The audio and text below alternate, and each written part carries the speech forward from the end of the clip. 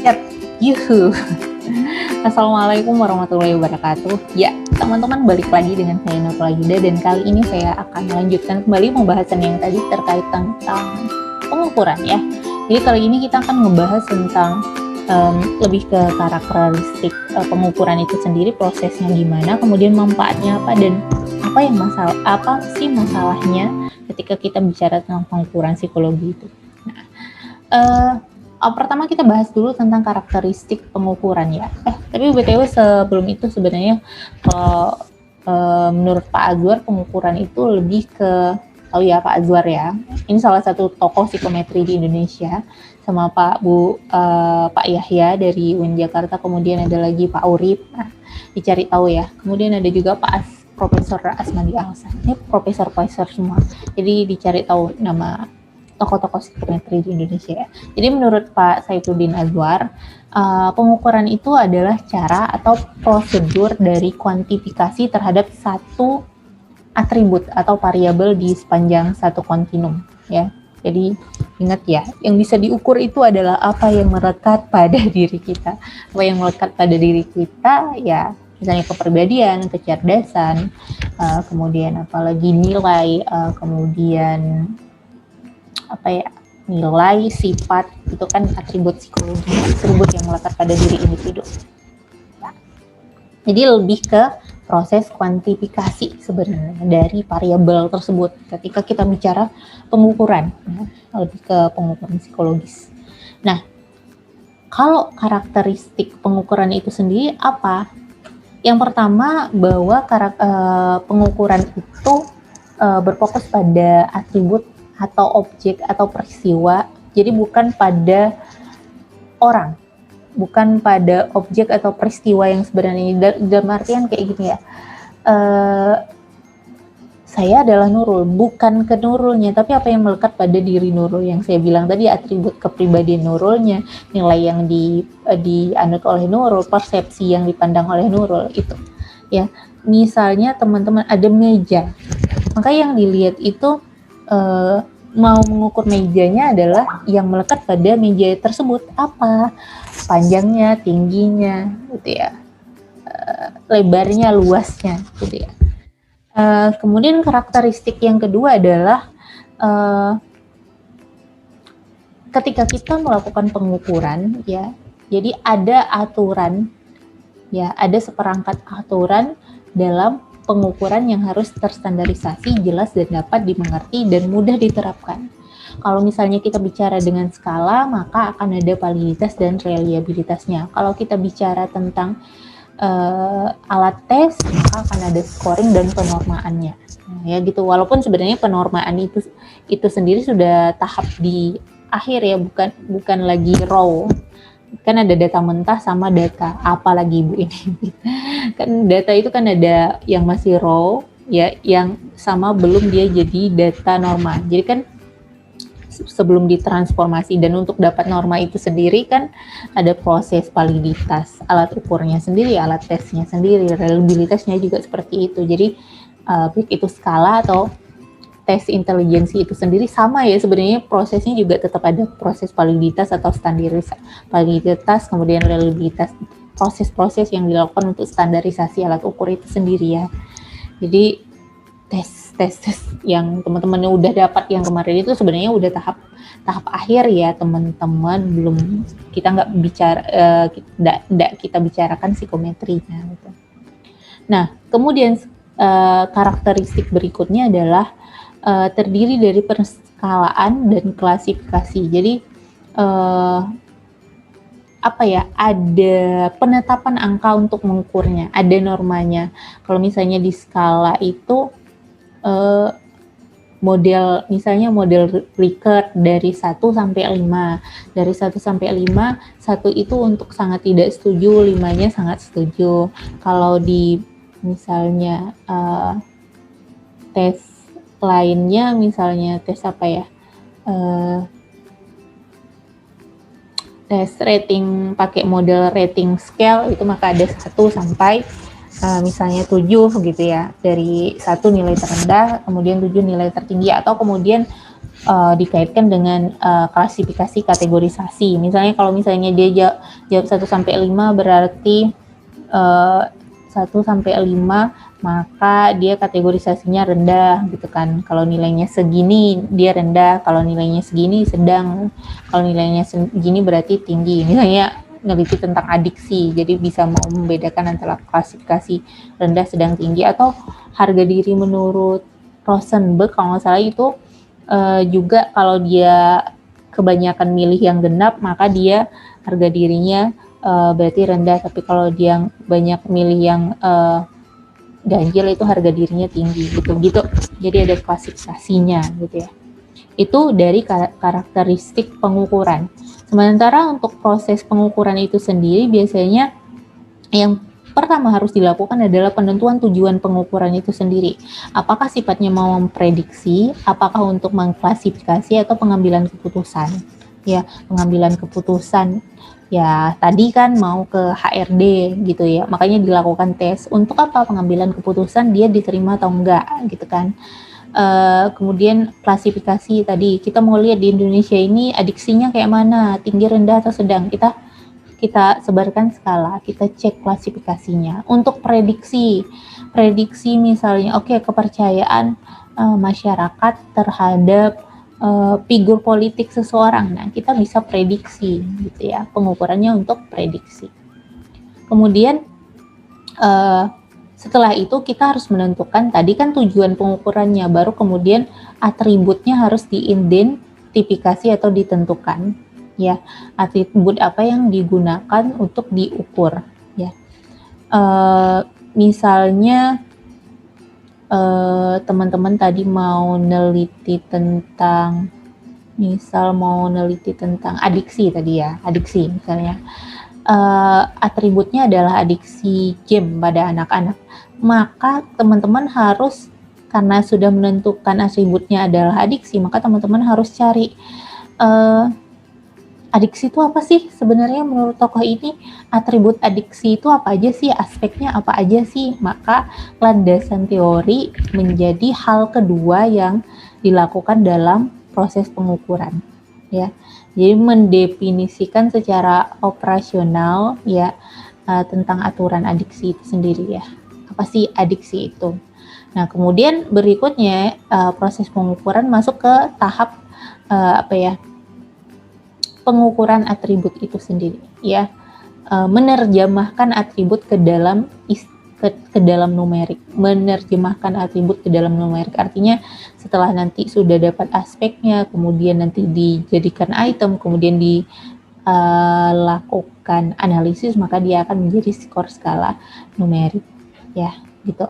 Kalau misalnya di skripsi ya bab 3-nya adalah bab 2-nya adalah tahap 2, yaitu penentuan atribut sama kayak teman-teman nyari aspek-aspeknya. Kemudian di bab 3-nya teman-teman sudah masuk ke aturan-aturan dari pengukuran itu sendiri, membuat skalanya. Kemudian nanti di bab 3 akhir sama bab 4, di sebagian di bab 3 sama bab 4 itu udah masuk ke arah numerik pengukurannya gitu. Itu proses pengukuran ya. Kemudian manfaat yang akan kita dapatkan dari pengukuran itu apa? Yang pertama, kita akan meminimalisir namanya penilaian subjektif. Karena kan kita bicara angka segala macam, seperti yang saya bilang tadi ya, pengukuran psikometri itu dianggap lebih objektif daripada non psikometri ya. Jadi sehingga kemudian karena objektivitasnya tadi, dia lebih memungkinkan untuk menguji teori ya. Karena kalau misalnya kayak gini ya, teman-teman penelitian terus melakukan wawancara, oke, kita nguji satu teori, tapi itu akan kasuistik jadinya.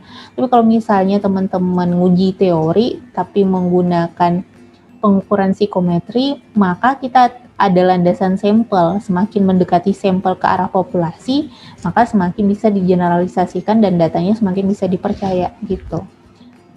Itu untuk manfaat pertama. Yang kedua, berikutnya ketika hasil pengukuran dikuantifikasikan, maka memungkinkan lebih banyak detail dari sekedar pengukuran pribadi yang saya bilang tadi ya, kayak misalnya teman-teman wawancara dibandingkan dengan sama-sama misalnya mengukur tentang pemaafan istri terhadap suami, teman-teman wawancara dengan teman-teman survei kuanti, maka yang wawancara tadi cenderung ada sisi subjektivitas ya. Jadi detailnya itu adalah detail-detail kasuistik. Sementara kalau misalnya melakukan survei maka berdasarkan teori, maka detailnya itu detail-detail general ya gitu. Berikutnya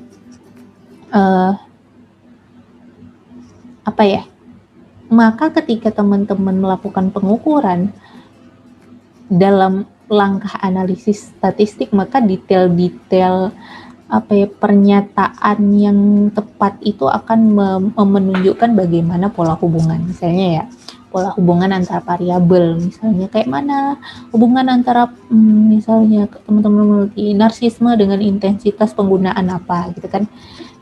Itu akan akan didapat ketika teman-teman melakukan pengukuran secara psikometri. Dan kemudian karena misalnya sifatnya yang kuantifikasi dan berdasarkan semakin mendekat ke arah populasi, maka dia semakin bisa digeneralisasikan, maka langkah-langkah pemahaman akan maksudnya hasil penelitian kuantifikasi ini akan mengarah pada pemahaman yang sama ya.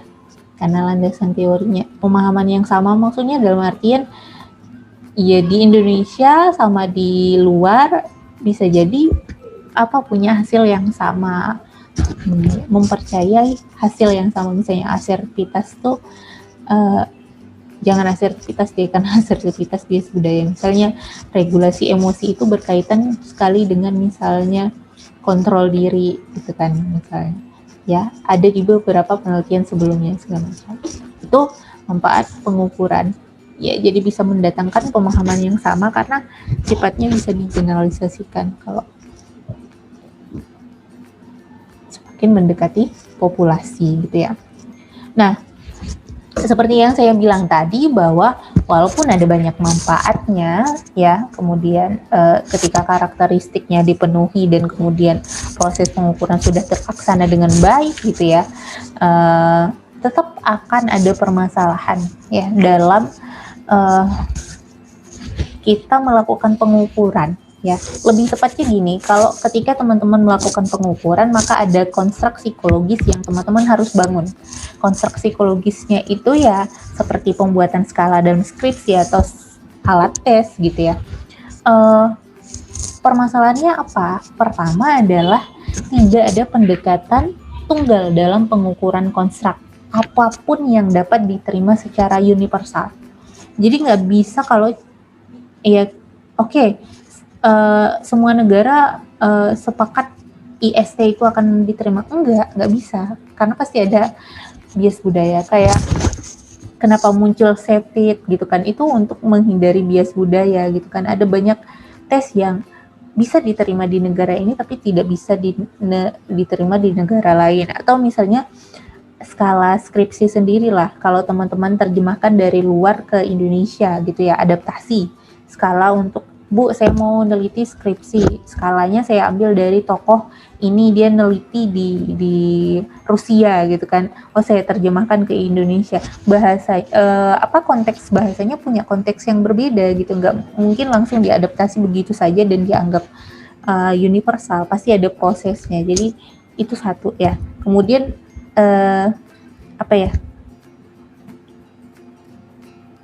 dan ketika sampelnya berbeda gitu ya, sampelnya berbeda, dan walaupun sampel berbeda pengukurannya teorinya itu sama, ini juga tetap harus kembali dikonfirmasi. Karena sampelnya berbeda, kemudian walaupun teorinya sama tadi, tetap akan memungkinkan hasil yang berbeda juga. Makanya di setiap penelitian, walaupun teman-teman pakai penelitian orang lain, kalau kata Pak Azwar itu tetap harus sebaiknya dilakukan tryout ulang terhadap skala, ya, supaya kita bisa mengkonfirmasi kembali reliabilitasnya, validitasnya. Validitasnya apa? Kalau nggak terlalu paham bisa searching, kemudian karena nanti baru dijelaskan nanti. Diaminkan dulu aja maksudnya. Gitu. Misalnya kayak gini ya, teman-teman neliti tentang satu pengukuran yang sama-sama meneliti tentang pemaafan. Karena saya neliti dulu tentang pemaafan kan, saya pakainya MyCulloch ya, Baumister. Tapi ada juga ternyata yang di Indonesia itu yang diungkapkan oleh Pak Fuad Nasori, ya. Sama-sama mengukur pemaafan tapi teorinya beda dan subjeknya juga beda. Nah, itu bisa memungkinkan kesimpulan yang berbeda, ya. Itu ada norma yang berbeda walaupun mengukurnya hal yang sama, seperti itu. Nah, kemudian permasalahan berikutnya adalah pengukuran psikologis biasanya didasarkan pada sampel perilaku yang jumlahnya terbatas. Ya, dalam artian ada 1.000 orang populasi, misalnya remaja di Pekanbaru ada 1.000 orang.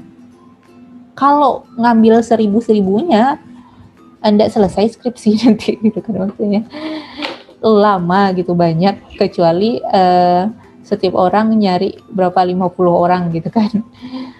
Jadi maka dibutuhkanlah sampel untuk meminimalisir keadaan itu, kondisi itu, sehingga kemudian pasti memiliki batas-batas tertentu. Makanya di psikometri itu ada namanya error pengukuran, error measurement yang kemudian punya batasan. Maka biasanya 0,5 ya, 0,5. Kalau 0,10 itu ya lebih ke penelitian ekonominya atau apa ya. Jadi kalau psikologi di 0,5, 95% data itu harus dianggap akurat ya. Error hanya diperbolehkan 5% gitu. Jadi ketika pengambilan sampel itu tidak representatif dengan populasi, maka akan menyebabkan hasil kesimpulan atau yang keliru. Misalnya kayak gini, dulu pernah ada penelitian yang bilang bahwa di mana itu, di salah satu daerah di Indonesia, mahasiswanya pada sudah tidak, mohon maaf cakap ya, tidak perawan lagi. Lah ternyata dia ngambil subjeknya itu nggak representatif, dia ngambil di daerah mahasiswa yang tinggal dekat dengan lokalisasi, gitu kan. Terus kemudian mahasiswa itu ada jutaan mungkin ya, nggak tahu juga ya di Jogja itu ada berapa jumlah mahasiswa, tapi dia ngambil cuman 100-an, gitu kan, misalnya. Itu kemarin tuh ada neliti tentang dysmorphic ya, body dysmorphic, jadi kayak kecemasan terhadap semacam kecemasan kayak terhadap kondisi fisik ya. Dia bilang bahwa ini body dysmorphic pada orang Indonesia, sementara sampelnya adalah 100 doang. Lah ya, orang Indonesia diwakili sama 100 orang, ya nggak representatif, kamu ngambil kesimpulan gitu aja. Nah, sama kayak teman-teman nanti skripsi gitu kan, remaja pengguna TikTok. Remaja pengguna TikTok itu kan banyak ya, saat ini banyak ya, kalau dulu nggak tahu. Teman-teman ngambilnya cuma 50, ya nggak representatif untuk menggambarkan hasil penelitian teman-teman nanti gitu. Itu yang jadi kekurangan berikutnya. Jadi perlu mendapatkan sampel yang memang representatif untuk penelitian teman-teman, sehingga penarikan kesimpulannya juga jadi baik gitu. Nah, kemudian berikutnya tentu saja salah satu permasalahannya lagi dalam pengukuran psikologis itu akan selalu ada kemungkinan error pengukuran, error measurement ya. Walaupun sudah berkali-kali menggunakan skala yang sama, misalnya kayak skala Big Five gitu ya, Big Five Inventory itu kan udah berkali-kali ya teman-teman, tapi tetap kemungkinan errornya tetap ada ya, namanya error itu pasti ada. Nah, dan kemudian berikutnya juga ada satuan pengukuran skala yang kadang tidak bisa didefinisikan dengan baik, tidak mudah didefinisikan. Cinta tuh apa sih gitu. Kalau aduh siapa namanya, saya lupa tokohnya, pokoknya dia ada definisikan dimensi cinta itu passion, kemudian apa-apa gitu, keintiman, terus apa lagi satu lagi. Nah, apa ya, itu pendefinisiannya. Atau misalnya contohnya kayak gini, ada individu, ada orang yang kayak dia dapat nilai 0 dalam satu tes intelijensi. Iya, bukan berarti dia nggak punya intelijensi sama sekali gitu kan maksudnya. Atau misalnya dia misalnya ngisi skala pemaafan dan dia dapat nilainya 1 gitu, bukan berarti dia nggak punya pemaafan gitu kan, dalam artian seperti itu gitu. Bisa jadi memang dia nggak ngisi skala segala macam. Nah itu sehingga kemudian tidak terukur dengan baik. Yang kayak gitu kan masuknya jatuhnya ke error juga ya. Nah kemudian berikutnya adalah bahwa konstruk psikologi itu tidak bisa diartikan secara operasional satu hal saja, tapi memang ada baiknya harus dihubungkan dengan variabel lain. Kayak misalnya pemaafan itu harus dihubungkan juga dengan variabel lain supaya bisa melihat bagaimana dia memahami satu variabel atau konstruk itu dipahamkan secara fenomena itu ya. Itu saya rasa. Jadi sekian dulu hari ini. Mohon maaf teman-teman kalau ada salah, kalau ada pertanyaan boleh disampaikan di kolom komen. Dan untuk berikutnya juga materinya juga akan saya sharingkan dalam bentuk PPT atau Word ya. Saya sharingkan. Kemudian di pertemuan berikutnya kita akan bicara tentang bagaimana dan kenapa harus dengan menggunakan pengukuran psikologis itu harus melibatkan statistik dan apa aja sih hasil dari pengukuran itu, dan nanti skala penelitian skripsi itu masuk di tingkat hasil pengukuran yang mana ya. Itu teman-teman, sekian, mohon maaf kalau ada salah, mudah-mudahan bermanfaat. Jangan lupa kita buka diskusinya di kolom komen. Wassalamualaikum warahmatullahi wabarakatuh. Dadah.